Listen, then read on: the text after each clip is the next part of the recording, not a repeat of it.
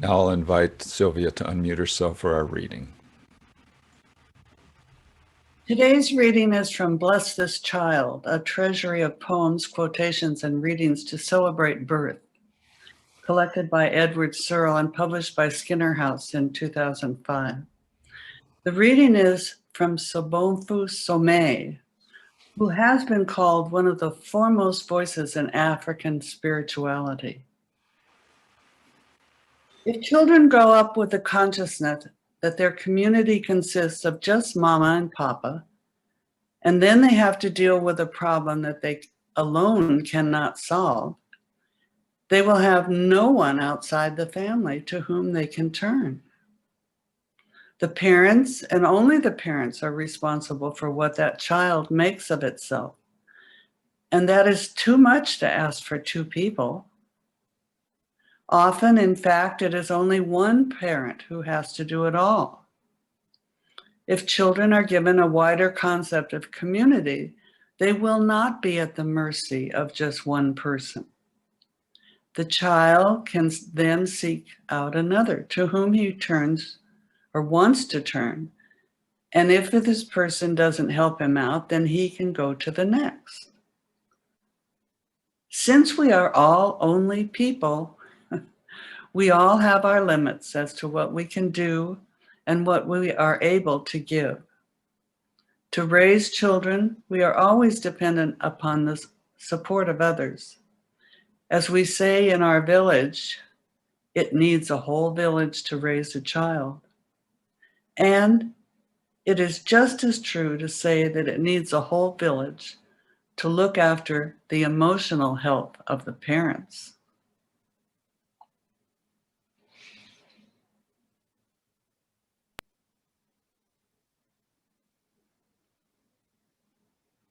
Now I'll invite you to get into a comfortable position for a short sermon.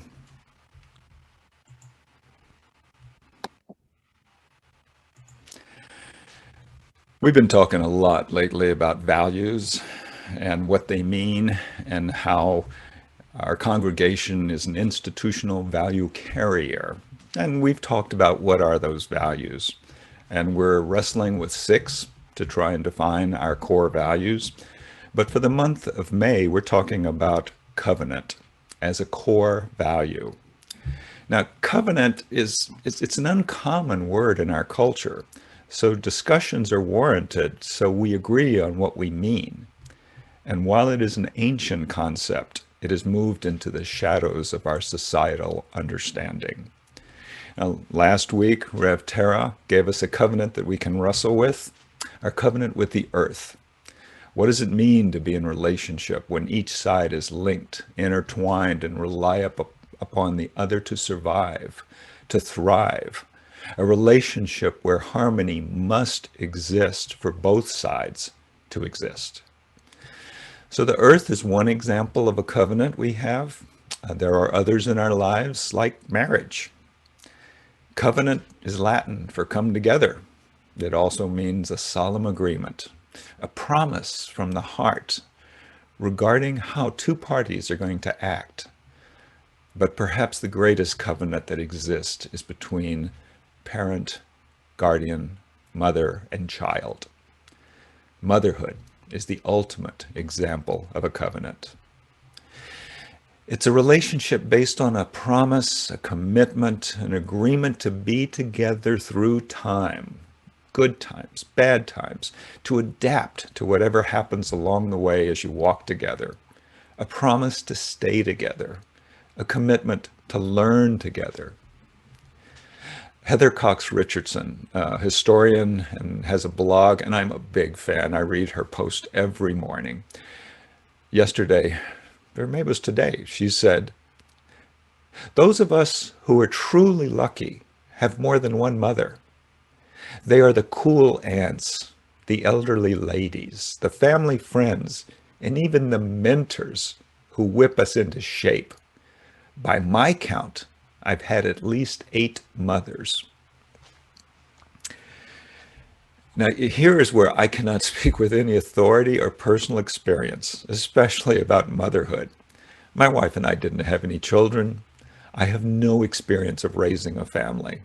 I was raised by two parents, but that only gives you one side of the relationship. But I have been paying attention, and I've been watching the children and families around me for decades.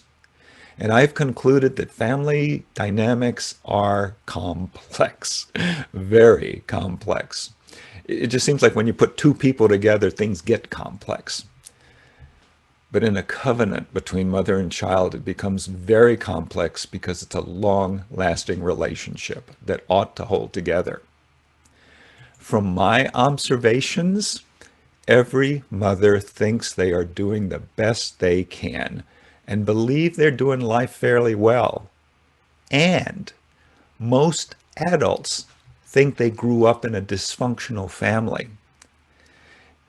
By my observations, it's almost if you grew up in a happy, harmonious family, you're the exception to the norm.